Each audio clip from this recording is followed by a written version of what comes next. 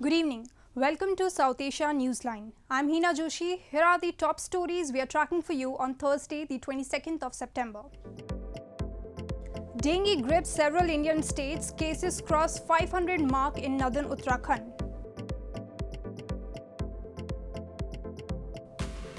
Activists in Geneva highlight Pakistani atrocities in Balochistan.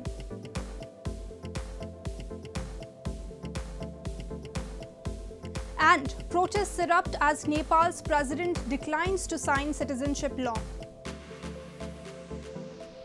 And now for all the details. Dengue outbreak has hit several Indian states, including Uttarakhand, Uttar Pradesh and Odisha.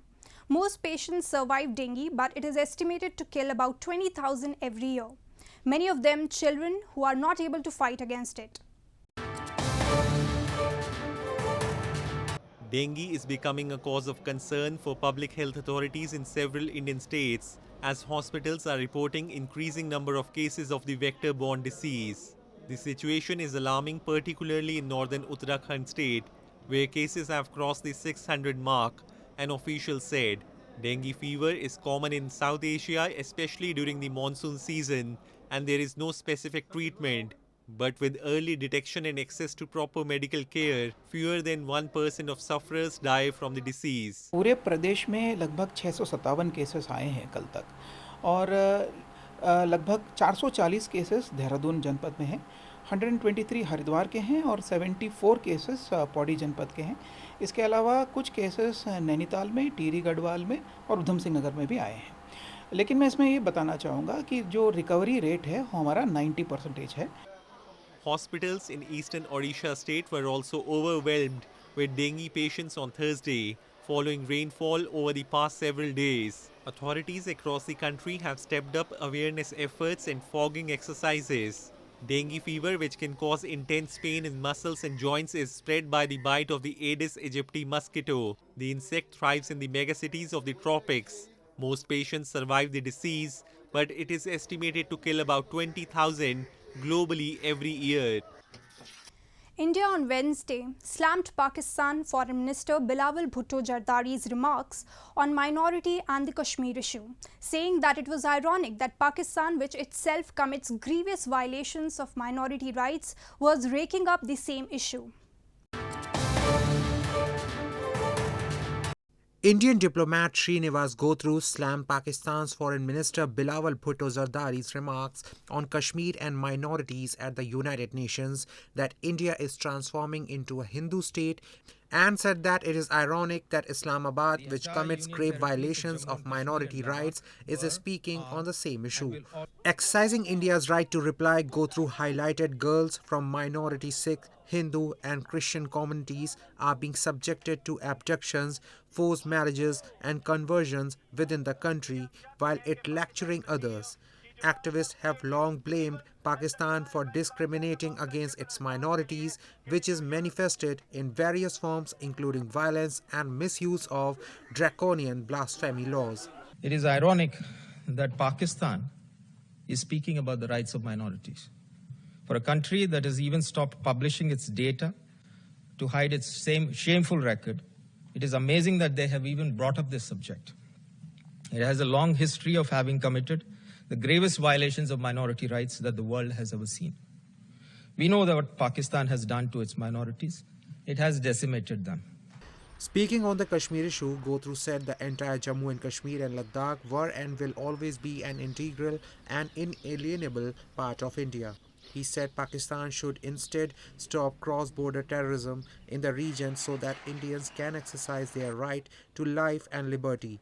India has long blamed Pakistan of arming and infiltrating terrorists across the border to spread unrest in Kashmir Valley. Pakistan, however, denies the allegations. In news from Pakistan, Hollywood star Angelina Jolie, who visited Pakistan to draw global attention to the country's unfolding humanitarian crisis, said on Wednesday that many people she had met during visits to flood-hit areas in Pakistan would not make it if more aid did not arrive. The floods have affected over 33 million people and killed more than 1,500 across the country. Hollywood actress Angelina Jolie, also a special envoy for the United Nations High Commissioner for Refugees, said on Wednesday that she feared many people she had met during visits to flood-hit areas in Pakistan this week would not make it if more aid did not arrive. Jolie had visited people displaced by the floods with international aid organization IRC in an effort to raise awareness of the issues facing people in the country, including in some of the worst affected areas in southern Sindh province. Hundreds of thousands of people displaced by the floods are still living in the open. Authorities and aid workers have said more immediate help is needed for displaced families exposed to swarms of mosquitoes and other hazards such as snake and dog bites. I've been speaking to people and thinking if enough aid doesn't come, they won't be here in the next few weeks. They won't make it. Too many children, so malnourished, and then even if they make it through these next months with the winter coming and the destruction of the crops and the hard reality, I'm overwhelmed. Meanwhile, the death toll from malaria and other diseases tearing through Pakistan's flood-ravaged regions reached 324, authorities said on Wednesday. In some regions of Sindh province, one of the worst hit areas, malaria was spreading quickly among flood refugees who lived around stagnant waters. Doctors at medical facilities in Sindh Sehwan city said they have seen an overwhelming number of flood refugees suffering from malaria and gastro ailments. की वजह से जो है वो ऐसे समझें कि 20% जो है वो पेशेंट में 20 to 30% पेशेंट जो है ना वो बढ़ गए हैं हमारे पास। और अभी जैसे फ्लड की वजह से जो है वो पानी वो ओपन वही पी रहे हैं, फ्लड वाला पी रहे हैं, तो उसी वजह से गैस्ट्रोएंटेराइटिस केसेस बहुत बढ़ गए हैं और मलेरिया भी बहुत जो है वो बढ़ गई है। जैसे अभी रूटीन में मलेरिया बर्डन इतना नहीं था, लेकिन बहुत अभी जो है वो ऐसे जैसे 10 बच्चे जो हैं बुखार के साथ आ रहे हैं, तो तकरीबन 8-9 में उसमें जो है वो मलेरिया पॉजिटिव आ रही है। The Sindh provincial government said on Wednesday that makeshift health facilities and mobile camps in flooded areas had treated more than 78,000 patients in the last 24 hours and more than 2 million since July 1st. Authorities said the situation may get out of control if required aid, including food and medicines, did not arrive soon. Moving on. Baloch activists staged an anti-Pakistan protest outside the UN office in Geneva this week and called upon the world body to investigate rights violations by Pakistan in Balochistan. They blamed innocent people are being forcibly disappeared before being killed in staged encounters by Pakistani forces to muzzle any dissent, while Islamabad exploits local natural resources in the region. The Baloch Human Rights Council staged an anti-Pakistan protest in front of the United Nations office in Geneva during the ongoing UNHRC session this week and called upon the world body to send a fact-finding mission to Balochistan to investigate heinous crimes being committed by Pakistan Army and spy agencies in the region. The protesters highlighted Baloch activists and innocent people are forcibly disappeared before being killed in staged encounters to muzzle any dissent, while Islamabad exploits local natural resources in the region, terming it genocide of the Baloch people. They urge the UN to intervene and investigate the enforced disappearances and extrajudicial killings. Pakistan is a curse upon Baloch, Sindhi and Pakhtun people. Since its creation, since its annexation of Balochistan, Pakistan has made Balochistan a hell for Baloch people. They are deliberately deprived the basic fundamental rights. Balochistan is a resource-rich but least developed province under Pakistan's illegal occupation. While successive governments have promised to criminalize enforced disappearance, none has taken concrete steps and the practice continues with impunity. In news from Nepal, student unions associated with Nepal's ruling coalition held a protest and burnt the effigy of President Bidya Devi Bhandhari on Wednesday as she has refused to certify key amendments to the citizenship law. This has created an open confrontation between the government and the president, with some terming her move as unconstitutional.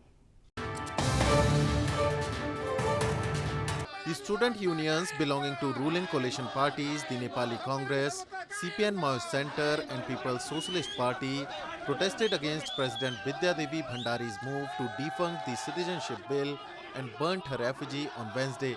The bill was earlier endorsed twice by both the houses of the parliament. However, Bhandari refused to ratify it within the stipulated deadline of 15 days, which top leaders of the ruling center Left Alliance say has deprived many Nepalese of their right to citizenship.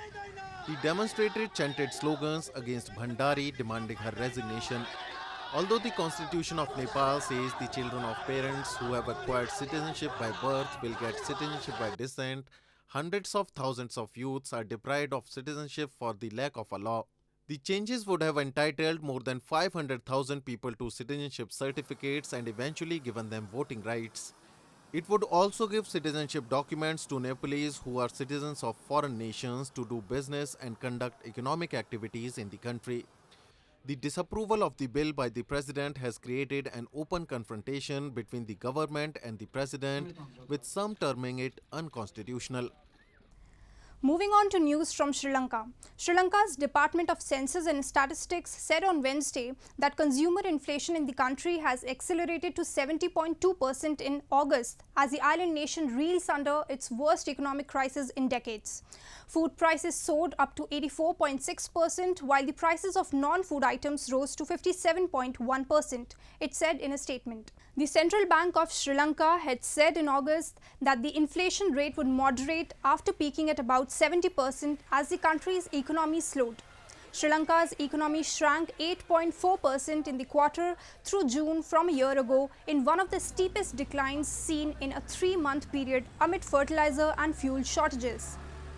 The country earlier this month reached a preliminary deal with the International Monetary Fund for a loan of about $2.9 billion, contingent on it receiving financing assurances from official creditors and negotiations with private creditors.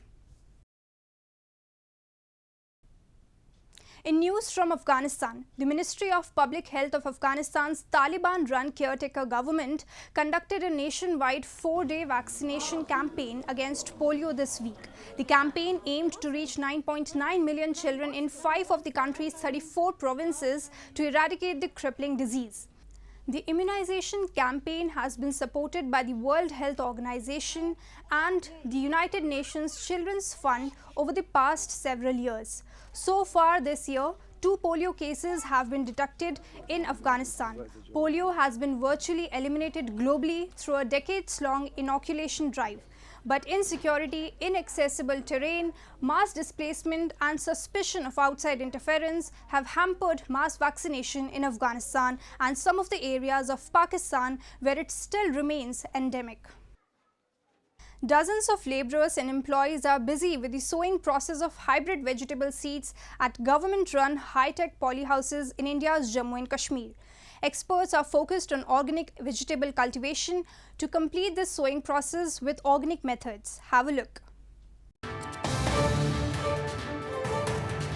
Dozens of employees and labourers are busy these days with the sowing process of hybrid vegetable seeds under the kitchen garden scheme at the government-run high-tech polyhouses in Srinagar city of India's northern Jammu and Kashmir. These high-tech polyhouses are playing a tremendous role in preparing the product at proper time. Experts are also focused on organic vegetable cultivation to complete this sowing process with organic methods. For the last few years, the Agricultural Department has started these exercises and people are utilizing these vegetable seedlings prepared by experts at large scale. महीनों से हम यहाँ पर अच्छी तरीके से जो काम कर रहे हैं पिछले अगस्त से जो हमने सीडलिंग दी उस वक्त हमने कॉलीफ्लावर और कैबेज की सीडलिंग दी उसके बाद हमने सेकंड शिफ्ट में जीएमडारी साग दे दिया अब यहाँ पर बहुत ही अच्छी तरीके से नेक्स्ट सीडलिंग के लिए काम चल रहा है. Next month, vegetable seedlings including onion and carrots will be ready, the employee said.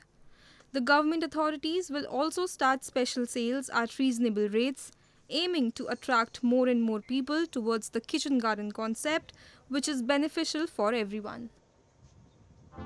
Well, that's all we have for you from South Asia this evening. Now viewers can watch the show on southasianewsline.com. You can also visit us on facebook.com/SAsiaNewsline and follow us on Twitter at SAsiaNewsline.